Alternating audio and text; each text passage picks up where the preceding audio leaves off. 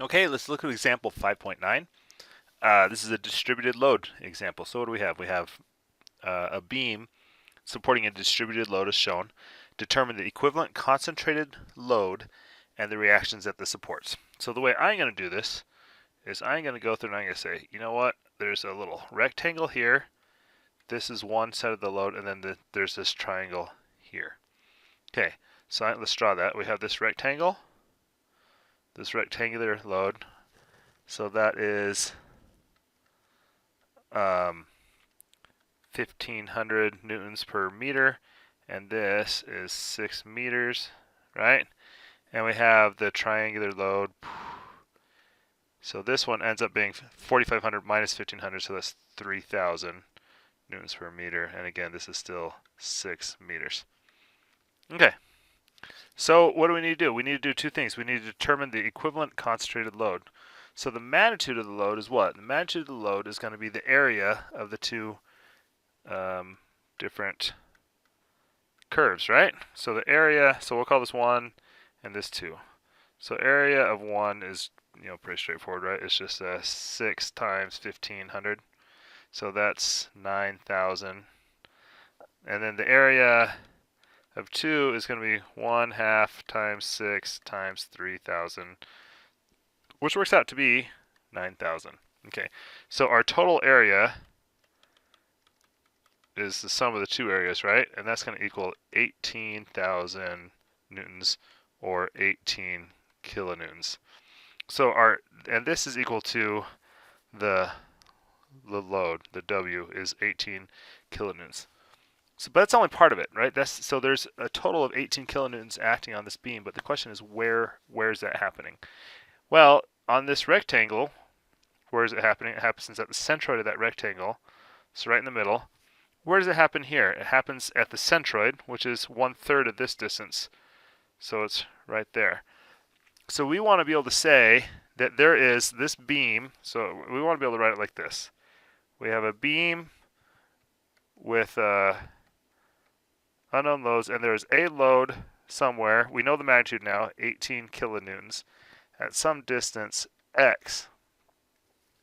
And then we're going to use that, then we're going to go to a chapter 4 problem. Well, where is that distance? Well, it's at the centroid of the whole thing. So we have two areas, so how do we find the centroid of the whole thing? It comes down to this. It's the x bar times the sum of the area is equal to sum of the x bar times the area, right? So our x bar is sum of the x bars times the areas. So sum. So what is the x bar of 1? It's 3. And the area is 1500 times 6, right? Plus, on the second one, what is our x bar? Well, it's 1/3 of the distance from this side. So it's 1/3 that direction. So 1/3 of 6 is 2. But really, we're counting it from here. So therefore, it's going to be 4 times the area, which is 1/2 6 times 3,000, right? But you need to divide through that by the sum of the areas, which we just figured out right here. So divided by 18,000.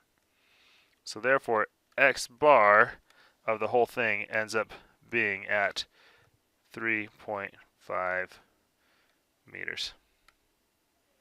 Okay, so our weight is 1800 and this is at 3.5 meters. So that's the chapter 5 portion. Now let's do the chapter 4 portion. What is that? Well, so this is point A. So this is, we'll call this AY, call this BY and BX. So I'm going to take the sum of my forces in X equals 0. Tells me that BX equals 0. Okay, so then I'm going to say my sum of the moments, let's pick a point, A or B. Let's go A just for giggles, equals 0. So what do we have? We have 18 kilonewtons times 3.5 meters.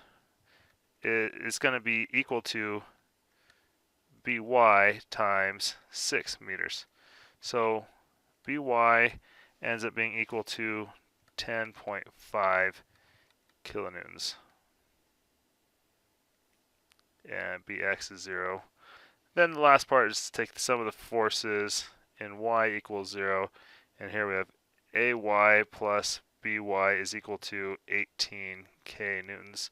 So AY equals 18 minus 10.5, so AY ends up being 7.5 kilonewtons. And that's our answer.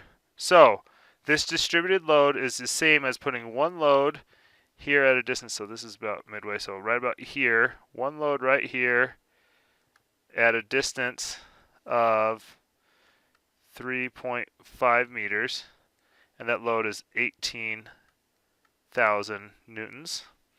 And that ends up giving us a reaction at A of 7.5 kilonewtons and at B of 10.5 kilonewtons. Now, just real quickly, we could have done this fairly differently. If all we were concerned about was the reactions, we could have done, instead of this over here, we could have just done this. I'm going to scroll down a little bit. We could have said, okay, there's this beam, right? There's still this AY, BY, BX. And we could have said here at 3 is 9,000, and that is going to be the from this first one, right? And then here at 4 is another 9,000. That's from the triangle. And you'll go through it. If we can do the same thing, let's do the sum of the moments at A equals 0. So you have 9,000 times 3 plus 9,000 times 4 ends up being equal to BY times 6. And BY is the same thing as 10.5 kilonewtons.